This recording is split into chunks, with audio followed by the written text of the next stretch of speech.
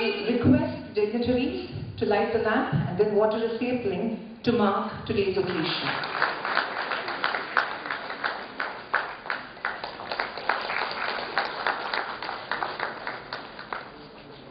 The Endowment Lecture Committee would like to extend a very warm welcome to all the heads of the institutions, members of the faculty, students from various colleges under Nitte University, alumni of A.V. Shetty Memorial Institute of Dental Sciences, members of the press, and the invitees. Ladies and gentlemen, dignitaries on the dais and off the dais, I stand like that paper rocket hobbled in front of you to trial that journey of the so eminent as a personality as Dr. Madhavan Nair, who made a sea change in the world of rocket systems with his contributions to rocket technology. Dr. Madhavan Nair has a galaxy of awards conferred upon him, amongst which the most coveted and the prestigious Padma Bhushan in the year 1998 and the Padma Vibhushan in the year 2009 in the recognition of his series to the country and society. The topic will be what and why about space.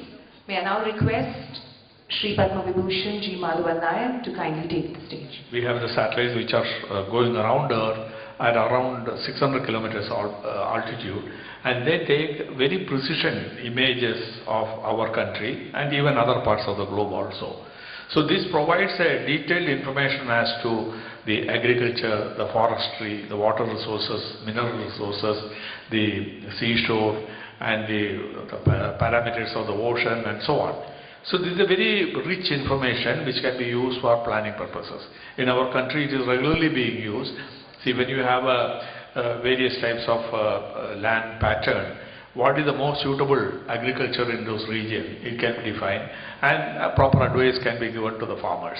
Then another thing is when you have a certain disease setting on the plants, it can be detected using the space images, and those areas one can intervene by applying proper pesticide or maybe other factors. Then when the drought comes in, well before it onset itself we can get indicators with that warning can be issued, so the authorities can be instructed to provide more water supply to those regions and so on. So that way it benefits the farmers in a very big. So you take every walk of life, the remote sensing satellites are providing this data. More vital is safeguarding our borders. We have a precise pictures of our border region. From there one can identify the troop movement on the other side and any infiltration and so on, and that provides a powerful tool for the defense to intervene. So this has been this is something which we have to start with. When we launched the first satellite, it could discern an object on the ground about 1 kilometer long. That means this whole complex, it will act as appear as one spot. From there we have come to a stage where we can identify objects sub-meter class. That means if it's a small Maruti car moving on the road, it can be identified from our satellite. You know, there is a shortage of teachers, good teachers everywhere. So using this tele-education program, one class where an expert teacher is delivering the lecture can be beamed simultaneously to hundreds of classrooms, and then the children can be listening to this lecture, and they will have an opportunity to talk back to the teacher using the satellite link. This we have perfected this technology long back, and in fact Karnataka was one of the major beneficiaries.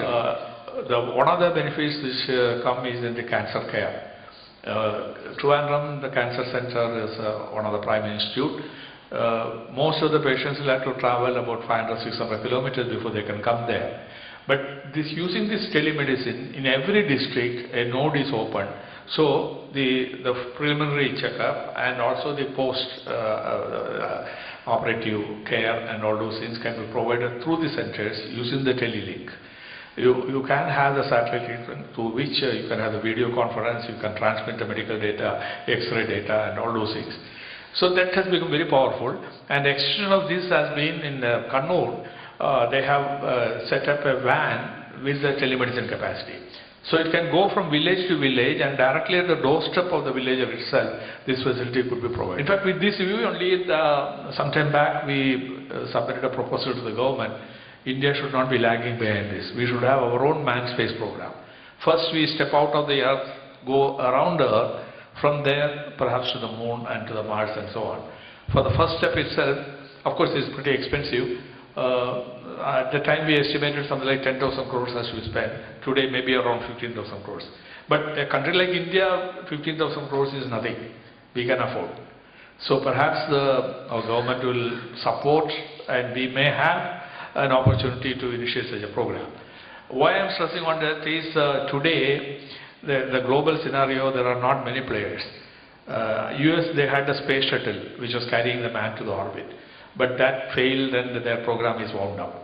Now Russia is the only source where they take passengers from ground to the space station and back. China, they have made their own module and they have made a small space platform also. They take their cosmonauts to the station and then bring them back safely. So in that position, we would have been the third service provider in the human space flight if we have done that. In fact, my proposal was in 2010 and about 6 years was our time frame. Today, 2017, we would have been flying people out of Earth. But that's one area which we have to catch up. In the communication area, virtually a new revolution has to come in. See, today, you know, the handheld device, you are able to get almost everything, whether it's internet or a telephone or video conference or whatever it is. But in remote areas, again, this is not available. So using the satellite platform, how we can provide connectivity to handheld devices, that becomes a big challenge. Again, to the rural areas, how to provide fast internet connectivity. So we need a high power satellites with a high speed data channels serving those purposes. If you look at that way, that opportunities in the space are very many. I will not say the sky is the limit, the universe is the limit. You can go to planets and beyond and so on. So we have to work towards such a future in the space program in the country. And with the type of technology base as well as skills what we have developed here, still I believe that we can do. We can do much better than other countries. Our healthcare scenario itself, I think most of the cities and other places, they are well off. There are good hospitals, good facilities and so on. And most of the specialists also there only. But look at the country, there is 70% of the population are living in villages. What do they have? In fact, if you take the population which is spread out in the region and the number of medical practitioners who are available in the region, it comes to something like 1 in 60,000. One doctor for 60,000 people. Whereas even in the developing countries, this ratio is something like 1 in 10,000. That 1 in 10,000 criteria we are meeting in the cities. So how do you bridge this gap? So, you know, we need to have more doctors and more people willing to go to the rural areas and serve. No government regulation nothing can help that. It is only the people have to be motivated, they have to be enthused to go there. Medical treatment is becoming prohibitively expensive. Last year's statistics in Kerala shows per capita expenditure on healthcare is something like 30,000 rupees per year.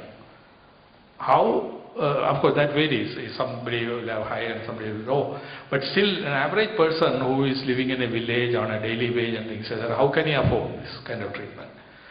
The primary reason is, one is the cost of education has gone up. Second, the equipments. We don't make any equipments here. Everything comes from outside. So if we start making equipments here, that service give a big relief. Then the medicines. Most of the patented medicines are the prices are very high. These areas, a lot of attention need to be paid. They first of all provide a quality education and bring out good healthcare workers. They have to be committed to the people and understand the people's problem and bring. So if you look at the nation as a whole, the healthcare scenario, I will not give a pass mark. We have to go a long way. We have to bring in these reforms and we have to see that we provide effective healthcare system to the poorest people in the country at an affordable cost.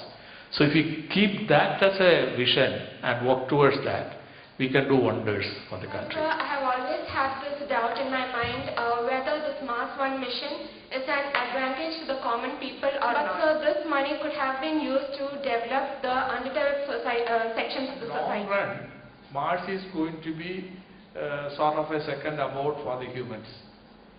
In fact, some pessimists say that if something happens to planet Earth, what will happen to humankind?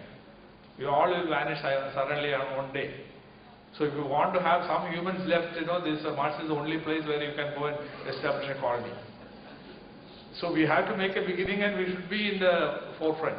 We are a nation with such a huge economy, maybe the third largest economic power going to be in the world, and the largest youth population. With that kind of power, we should be at the forefront of technology. And with this 360 million, you cannot even provide one-time meal for the people for the country. So that's a different problem altogether, for which we have to definitely find a solution. For that, yes, through the remote sensing, etc., we are providing proper advice to the farmers, fishermen, etc., etc., so the productivity can be improved. In fact, we produce enough food material, but our social system, economic system, and distribution system is so bad, it doesn't reach the needy people.